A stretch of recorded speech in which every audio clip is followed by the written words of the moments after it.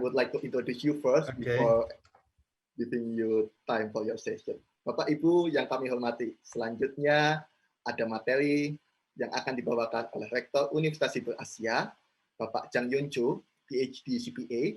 Materi Bapak Rektor Universitas Cyber Asia akan dibawakan secara blended dalam bahasa Inggris dan bahasa Indonesia, didampingi oleh Bapak Dr. Gerald Arif, Wakil Rektor Bidang 3 Universitas Cyber Asia sekaligus sahabat lama kami juga di Sevima sebagai co-founder Haluka Edu.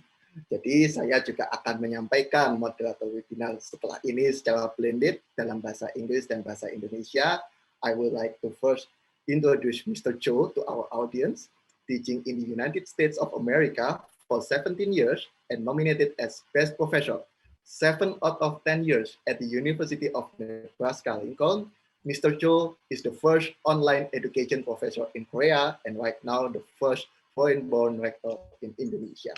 He later opened a cyber MBA program when he served as a dean in Korea, leading university and was specifically in charge of the development of cyber university in Korea. Mr. Cho also brings vast amount of knowledge from his tenure as board member for several leading firms in the world, including Korea Saudi Aramco and S-Oil, prior to leading Asia Cyber University since 2018. Mr. Nasir and I can also testify that Mr. Cho is not only a man of action in scientific field, but also in literal golf field. Heaven knows how remarkable Mr. Cho's golfing skill is, di mana yang terakhir kami menyaksikan Mr. Cho menjadi juara salah satu champion dalam golf turnamen Dies Natalis Universitas Indonesia. Mr. Cho is excellent golfer and bring vast amount of knowledge in cyber education teaching. Sevima, as a long-time partner of Asia Cyber University, will be more than proud to be able to welcome you in Surabaya someday, with Prof. Nasir, of course, to check out some of our city's finest golf courses. That's it for Mr. Cho's introduction. His Excellency, Mr. Jang Yun Cho, the floor is yours. Okay. Okay, thank you very much for the invitation, Mr. Sugianto Halim, and then all distinguished audience. Really honored to be part of this the Sevima the webinar as a speaker. Today, I'd like to speak in English, and our colleague, Bhumeta, she is admission director, will interpret on behalf of us. Okay, Bhumeta, say hello. Okay, halo Pak, selamat sore Bapak Ibu semuanya. Izinkan kami dari Universitas Cyber Asia akan membawakan beberapa materi terkait dengan digitalisasi kampus pasca pandemi. Akan dibawakan oleh Prof. Cho. Silakan. Okay, thank you, Bhumeta. Okay, today with a limited time, I'd like to show some kind of challenges we have, especially Indonesian higher education. What kind of a challenge we have? Okay. Baik. Saat ini saya akan membawakan atau menjelaskan terkait dengan tantangan-tantangan yang dirasakan atau dihadapi oleh pendidikan tinggi khususnya pada masa pandemi COVID-19. I think everyone are aware, especially COVID-19 for the 2 years. I think important, the paradigm shifting is universities are no longer the monopolized higher education. Pada masa pandemi ini, yang terpenting adalah universitas tidak lagi kemudian memonopoli pendidikan tinggi. So I'll explain more in detail and later. I think there is a big changes over the 3 years. I think why is that? Number one reason is there is other substitute, especially online education and digital transformation. And many people or audience or students aware that offline university is not the only solution. Saat ini akselerasi digital transformasi atau transformasi digital dan juga edukasi online menjadi hal yang dipertimbangkan atau dilihat, dan semua orang memahami bahwa pendidikan tinggi online itu bukan salah satu fokus begitu ya Pak ya, hal ya. So traditional approach, usually after graduating high school, they go to the university, and if they are willing to continue, they go to graduate school. Then the question is it really meaningful? Saat ini mahasiswa kita atau siswa lulusan dari SMA melanjutkan ke jenjang S1 dan kemudian melanjutkan ke S2. Tapi pertanyaannya adalah apakah hal ini memiliki arti atau berarti terhadap mereka? As I was introduced, I was professor in the America, University of Nebraska, over 11 years. And then in the Hankuk University of Foreign Studies, I was a business school professor. Accounting is my major, like the Professor Nasir. Seperti yang saya sampaikan sebelumnya bahwa saya memiliki pengalaman 10 tahun sebagai profesor di Nebraska University di Amerika dan juga di Hankuk University sebagai profesor di bidang bisnis, khususnya spesialisasi saya di bidang accounting. But right now there are many alternatives to learn accounting, especially my specialty is the valuation of a company, but this is a very specific topic. The valuation of companies still you can learn from the many other sources. Banyak sekarang alternatif untuk belajar akuntansi Bapak Ibu. Seperti yang saya dalami yaitu evaluasi perusahaan atau evaluation of company. Sekarang banyak sekali tools yang bisa dilakukan atau bisa digunakan untuk melakukan hal tersebut.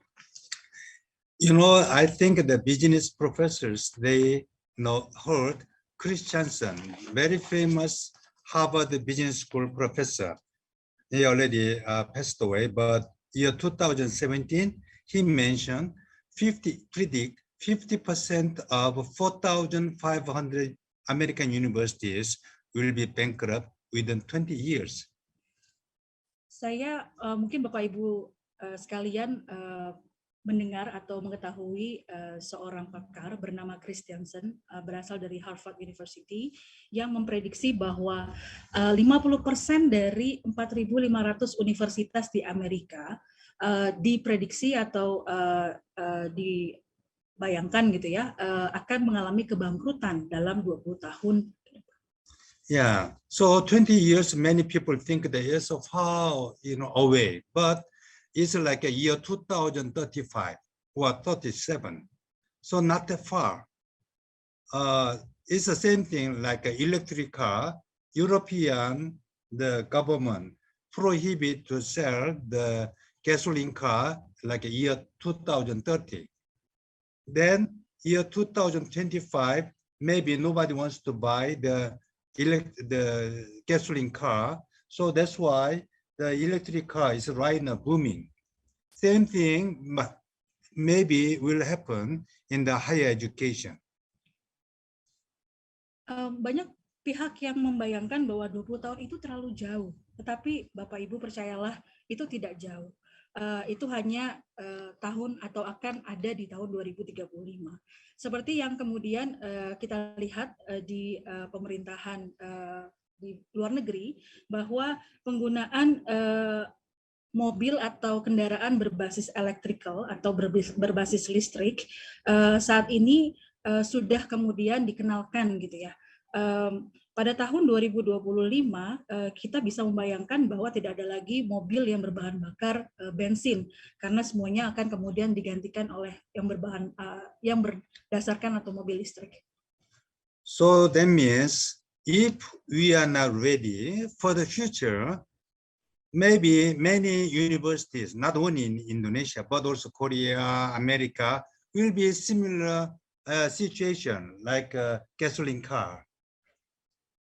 Jadi jika kita tidak siap untuk menghadapi masa depan, banyak universitas tidak hanya di Indonesia Bapak Ibu, tetapi juga di luar negeri, Amerika dan juga yang lainnya akan mengalami hal yang sama seperti mobil listrik tadi dan mobil berbasis gasolin tadi.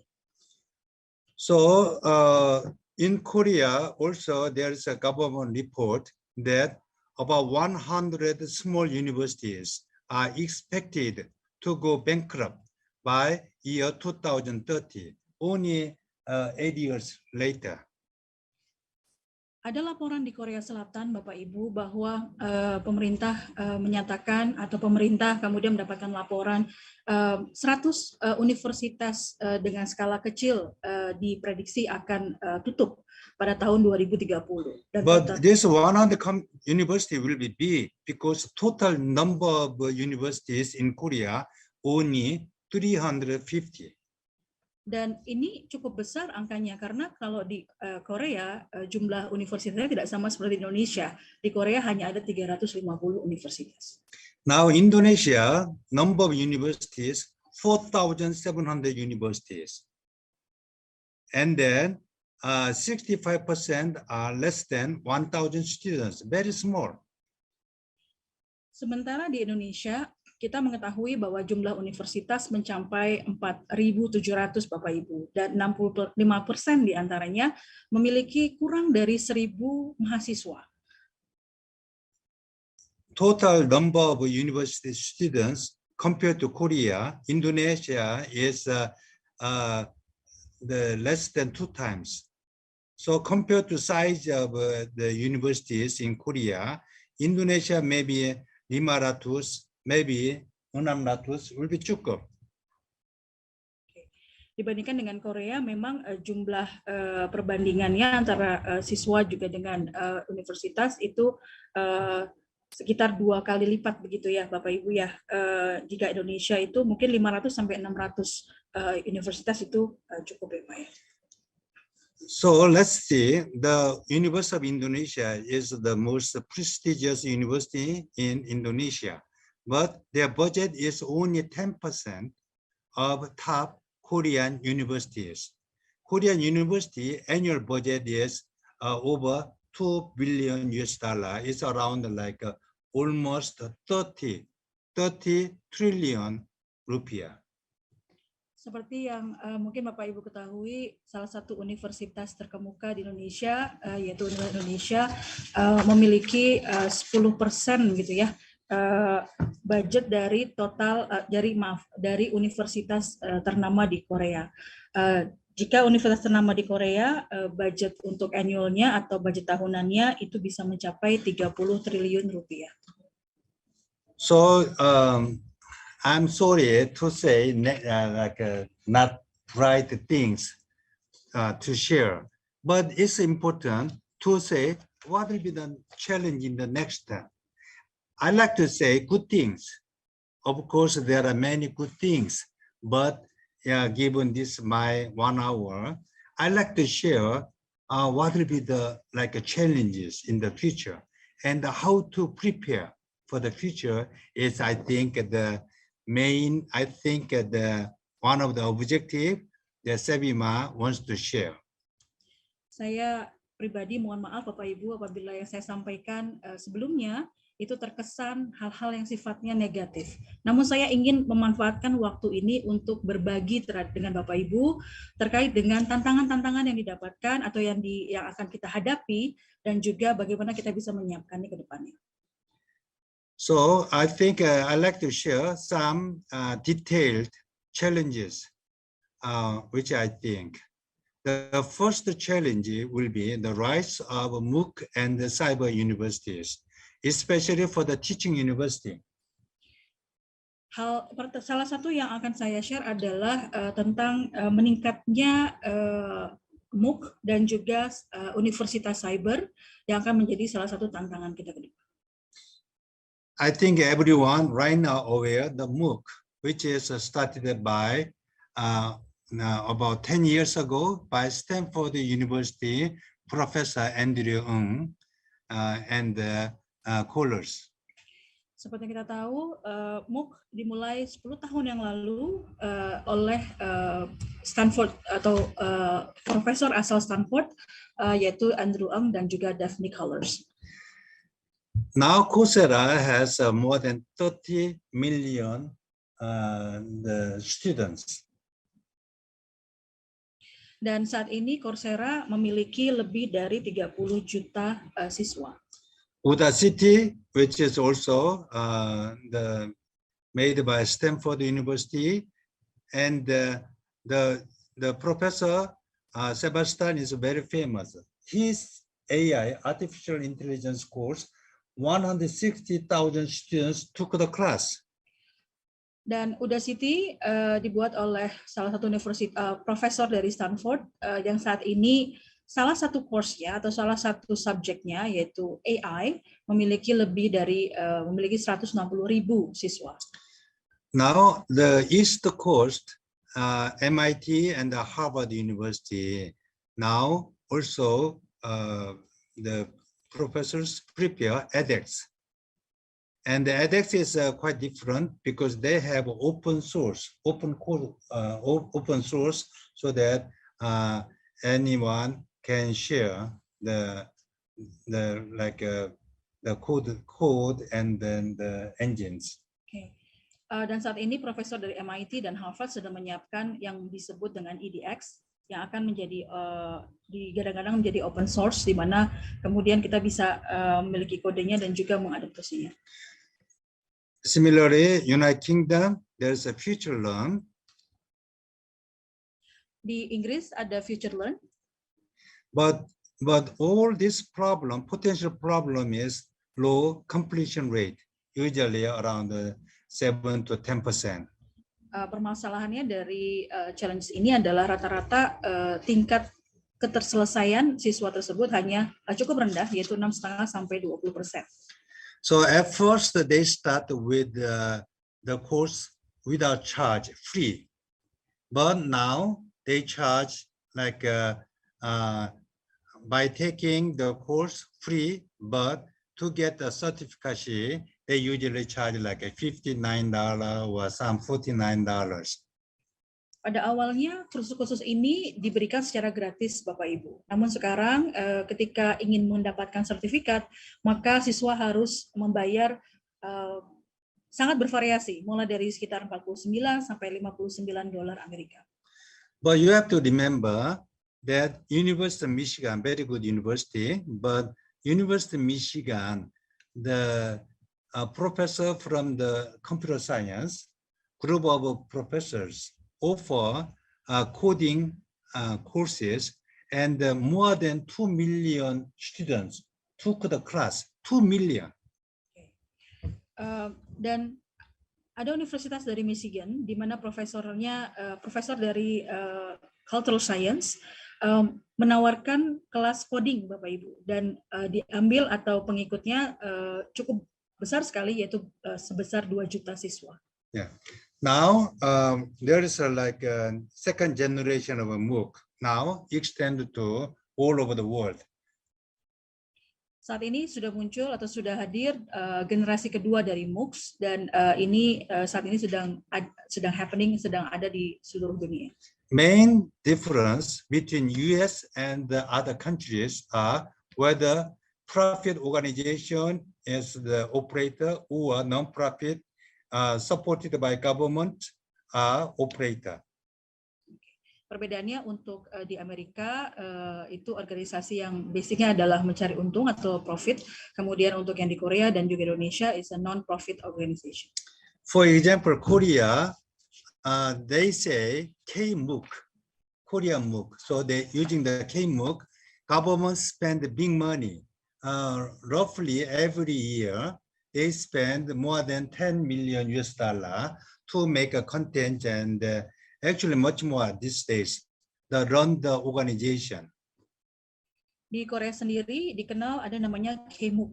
K-MOOC ini adalah dibiayai oleh pemerintah, di mana untuk kontennya sendiri di-spend atau dihabiskan sekitar 10 juta US dollar, dan saat ini sedang running di Korea Selatan. But this organization is actually government-related organization, kind of a subsidiary of Ministry of Education. So they do not have incentive or the perspective from the user. They are supply side organization.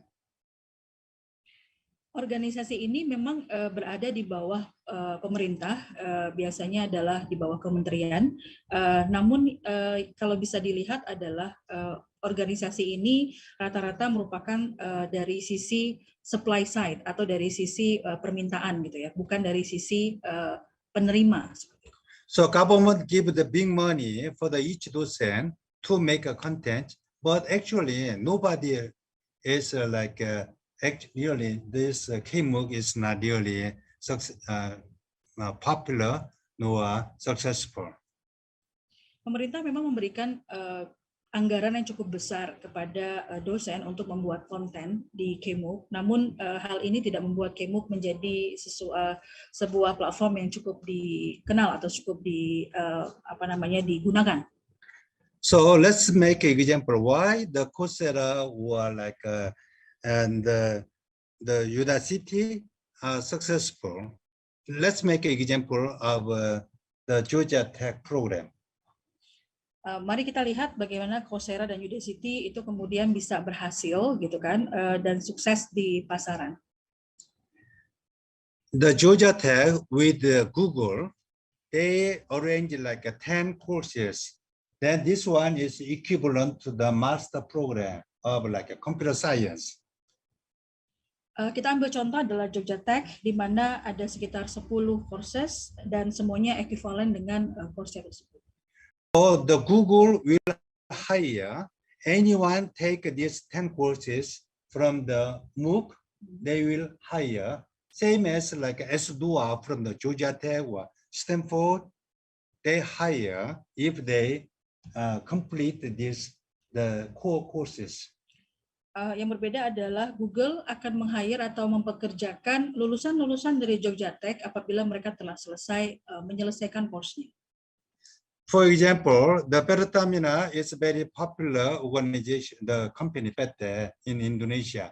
Now, Pertamina maybe designate, okay, if we want to take these 10 courses successfully complete, then we will hire as a good candidate. Baik, dicontohkan adalah BUMN Pertamina, di mana juga memiliki perguruan tinggi dan siswa dari atau mahasiswa dari perguruan tinggi tersebut itu kemudian bisa disalurkan di perusahaannya. Then very smart, pintar, high school graduate, but do not have enough economic resource. They prefer take this MOOC instead of going to the university because their family are not good enough to support their tuition and the living cost. Okay. Salah satu contohnya adalah, atau kita bisa lihat dengan kondisi ini, siswa SMA yang memiliki kemampuan atau kepintaran, namun dari sisi ekonomi cukup rendah, maka dia akan memilih untuk mengambil kursus-kursus ini karena ini lebih menjanjikan di masa depan daripada kemudian mungkin mengambil kuliah karena biaya yang cukup tinggi. So without fundamental paradigm shifting, I think the MOOC outside the US not easy to succeed. Tanpa adanya perubahan paradigma yang fundamental, hal ini tidak akan bisa sukses untuk dilakukan. I was one of the early designer of KMOOC long time ago, 7-8 years ago already. And I already proposed that this one should be market-oriented, market-driven courses, not the government-driven courses. If not, the docent or professor do not have incentive. They just make a content, get the funding from the government, and they finish. Saya merupakan salah satu designer dari KMOOC sebelumnya, Bapak Ibu. Dan saya sudah sampaikan kepada pemerintah saya bahwa hal ini harus didasari oleh permintaan pasar. Bahwa membuat sebuah courses itu tidak hanya memberikan insentif atau memberikan anggaran kepada dosen, tapi juga harus didasari oleh keinginan atau apa yang sedang tren di pasar tersebut. So in this sense, I hope Indonesia MOOC working very well, but also I like to propose UNSIA, Asia Cyber University, right now preparing the MOOC Plus, which means MOOC with the leading Indonesian university plus Korean university, some American university or England universities. Together, we like to make a MOOC, but main link is I like to link to the job, which means the link to the corporations operated in Indonesia. Saya sangat berharap MOOC Indonesia itu akan sukses, dan izin saya menyampaikan bahwa saat ini juga UNSIA sedang mengembangkan MOOC Plus. MOOC Plus ini nantinya akan kemudian memberikan kursus-kursus dari berbagai dunia, baik itu saya bekerjasama dengan Indonesia, universitas ternama di Indonesia, Korea, Inggris, dan juga Amerika. Namun tidak hanya itu, ini akan kemudian dikaitkan atau dilinkkan kepada institusi atau cooperation untuk pekerjaan. Yeah. So that's why the name is MOOC Plus. MOOC Plus, we like to add link to the job. So for example, Korean companies working in Indonesia more than 1,000, and they hire more than 1 million young people. I like to link to the Korean company, to the graduate or who took the MOOC first. Later, I like to extend to other workforces or corporations. Baik, saat ini MOOC Plus tidak hanya kemudian menyampaikan courses, tetapi juga ingin melingkan dengan perusahaan-perusahaan Korea yang khususnya ada di Indonesia. Saat ini ada lebih dari 1.000 perusahaan Korea dengan yang meng-hire atau mempekerjakan lebih dari 1 miliar siswa atau potensial employees. So in this sense, I like to work together. All participants, especially also with the SEVIMA, as a partner, we work all together. So to make this paradigm right now in the middle of paradigm shifting, we like to work together. Oleh karena itu, saya mengajak Bapak Ibu, marilah kita bekerja sama juga dengan SEVIMA sebagai partner kita untuk membuat shifting paradigma ini kemudian berjalan. The second, I think the challenge for the teaching universities are cyber and open universities. Tantangan kedua atau tantangan selanjutnya adalah terkait dengan cyber dan juga universitas atau open universitas atau open university. You know, the UTE is a very big and very successful. Have like a registered student more than 1 million. Active students, even though it's a smaller, but it's a big university. UT atau Universitas Terbuka merupakan universitas yang sangat besar dan juga sangat terkemuka, di mana jumlah pendaftarnya itu mencapai jutaan dan juga active student-nya juga cukup besar. Indonesia, there's now cyber university is just the beginning stage, so not much difference between cyber university and open university.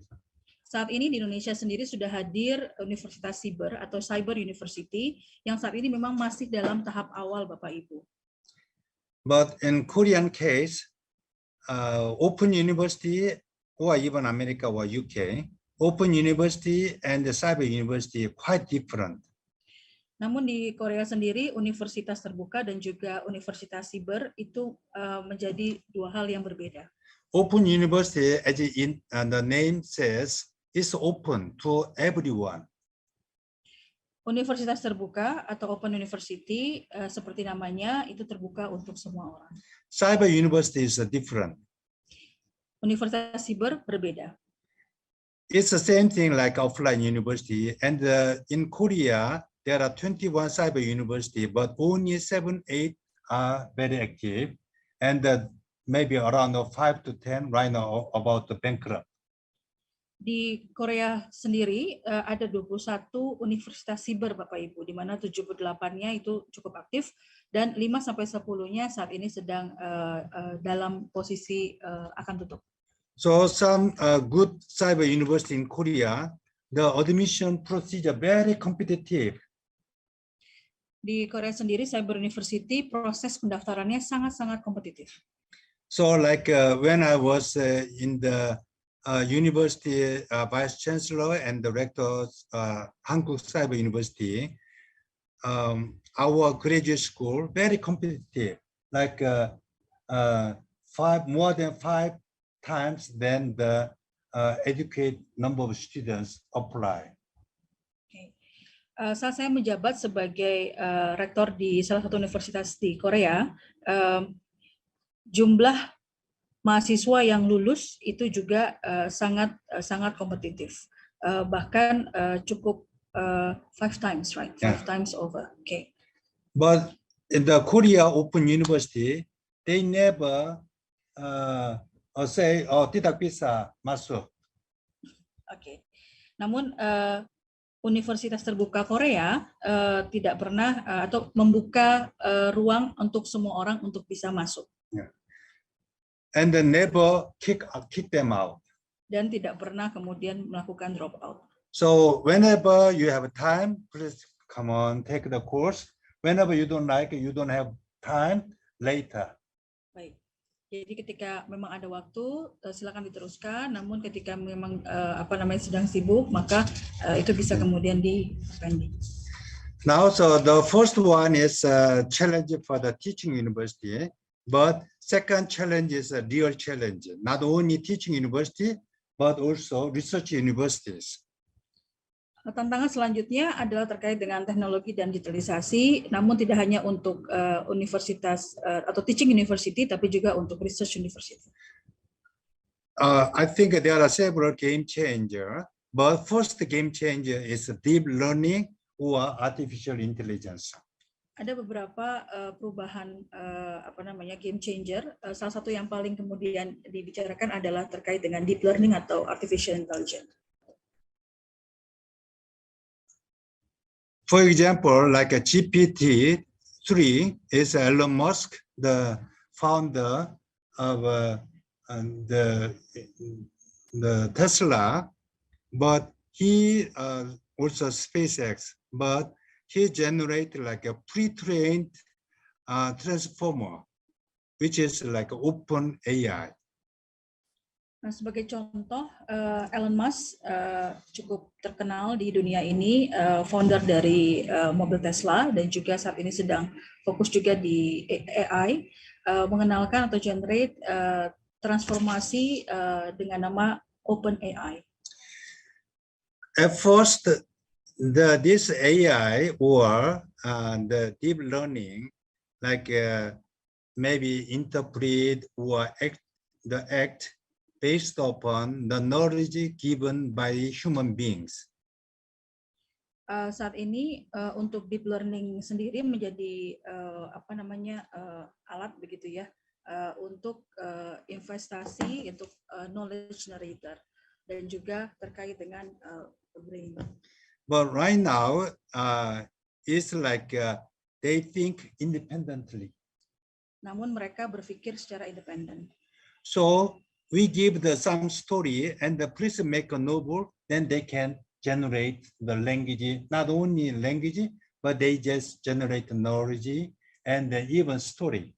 Jadi ketika kita misalkan memberikan cerita, maka teknologi ini bisa kemudian membuat novel gitu kan ya, bahkan generate untuk bahasanya seperti itu. So for example, like I like to make the chair with the lemon concept. Misalkan saya mau membuat kursi dengan konsep lemon. Then they design the all kind of like a lemon material and the lemon design, all kind of design they generate. Jadi mereka akan membuat material dari lemon, desain dari lemon, dan semua hal yang mereka bisa buat dari lemon. Another competitor is DeepMind by Google. Kompetitor lain adalah DeepMind dari Google. You remember like about 7 years ago, there are very famous the event between the Go, the Chinese chess, Go master at the time, world champion was Korean. There was a competition between AI, machine, and Go master. Oke.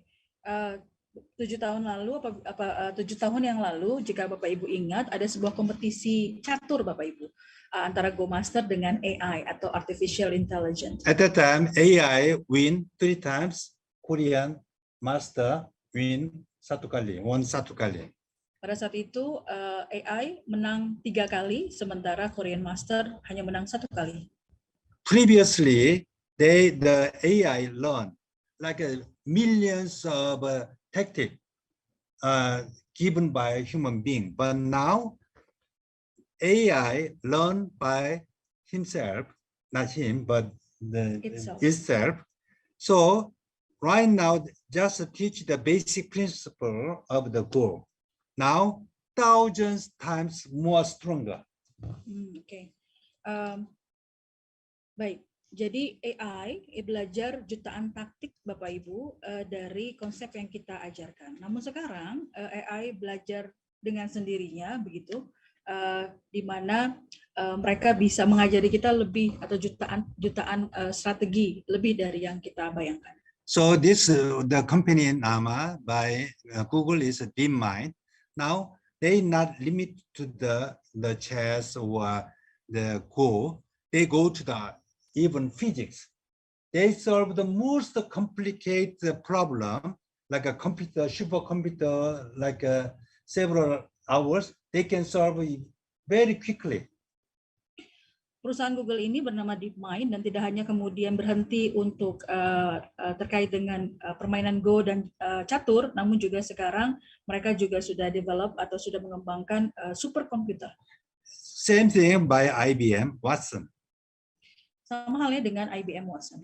So you heard that Watson, like a medical doctor or lawyer, they are much more. They can analyze millions of cases and then they think independently.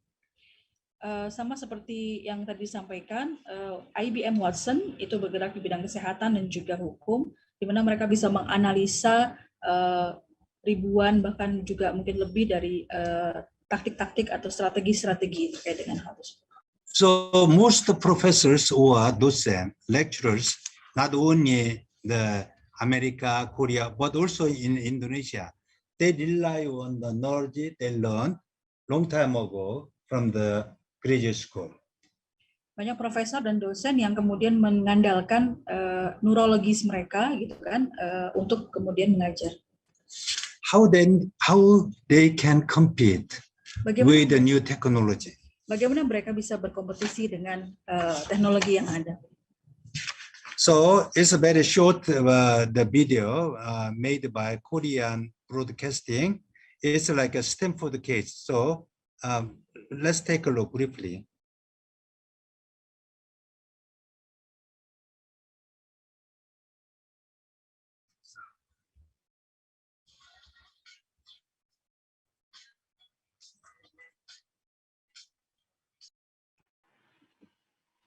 Pardon, Mr. Cho and team, the voice is not clearly.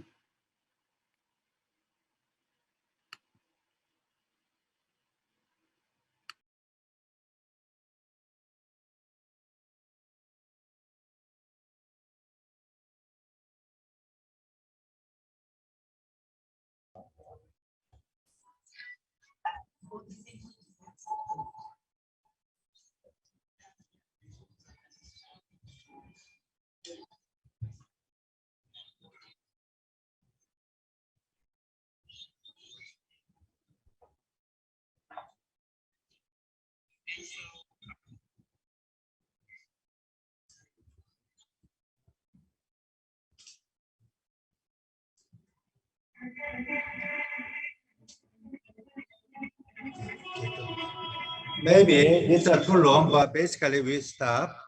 What the video shows is in the Stanford University, the professor say very famous word.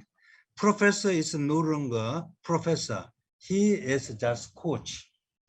Dari video ini kita belajar atau kita melihat bahwa ada profesor dari Stanford yang menyatakan bahwa kita tidak lagi kemudian menjadi profesor, namun kita adalah coach atau pelatih. So for example, like I like to make a finish with 5 minutes. You know, the Goldman Sachs famous investment company, they used to have more than 600 people have a salary more than $500,000. Okay, saya akan selesai dalam sebentar lagi, sedikit lagi. Goldman Sachs, salah satu perusahaan atau salah satu perusahaan profesional, salary-nya atau pendapatannya lebih dari $500,000 per tahun. They reduced the two. Why? Because they are using the machine deep learning technology. Dari 600 karyawannya, mereka mengurangi hanya tinggal 2 karena mereka menggunakan artificial intelligence dan juga deep learning. Maybe X-ray doctors, how many of them can survive?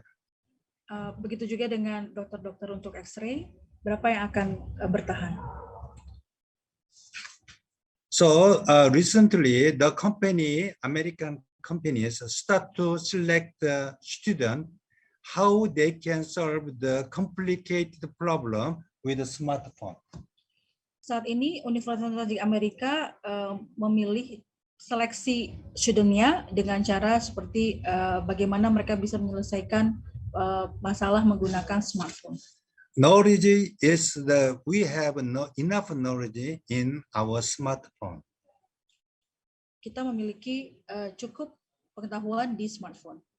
So the professor teach the old stuff, but I think instead, professor teach how to search the good information or data from the existing like a smartphone or computer.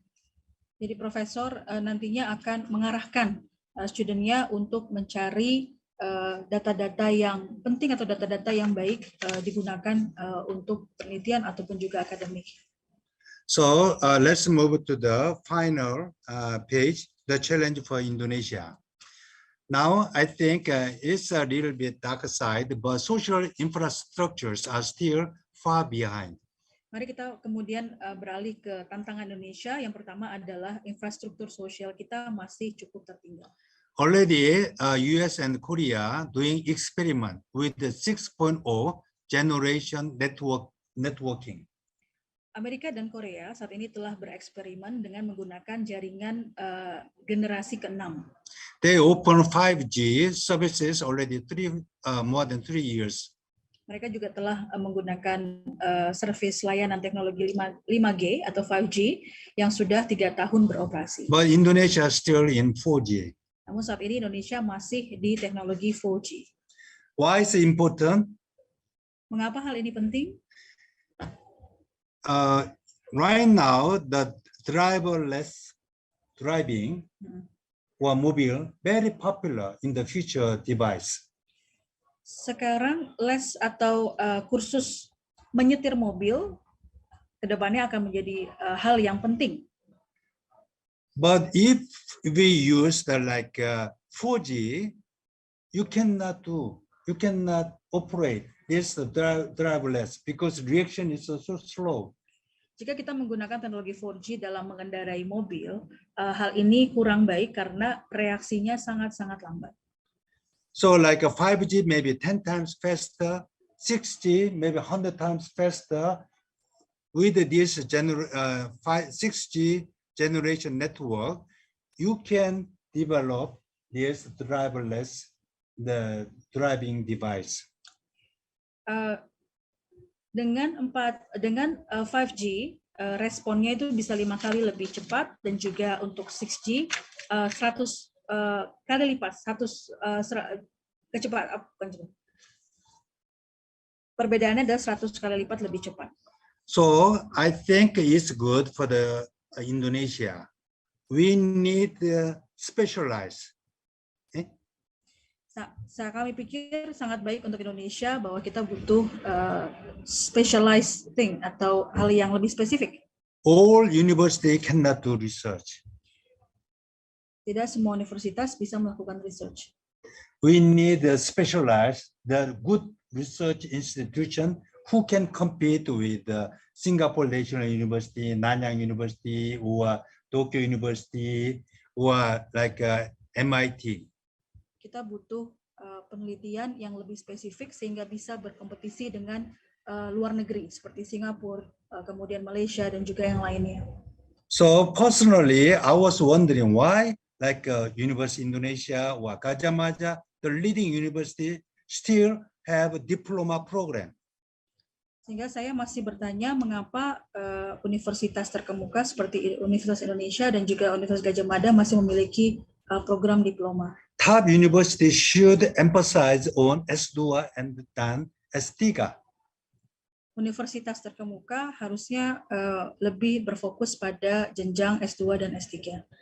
Then teaching universities should have a partnership or through the combined together, consolidated, and they should be competitive with the international standard of teaching.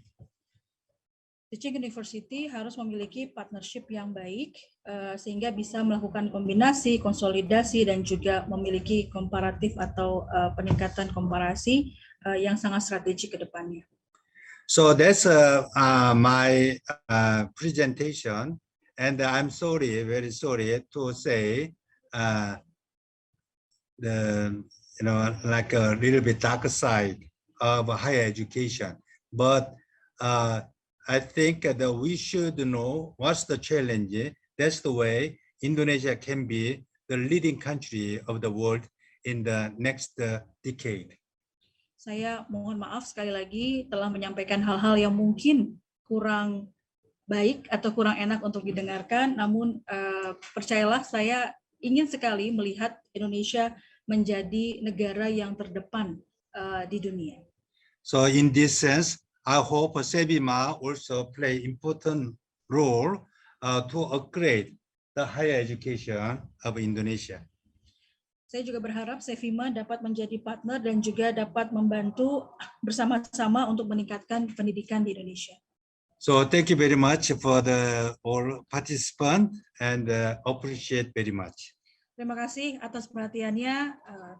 Saya kembalikan ke SEBIMA.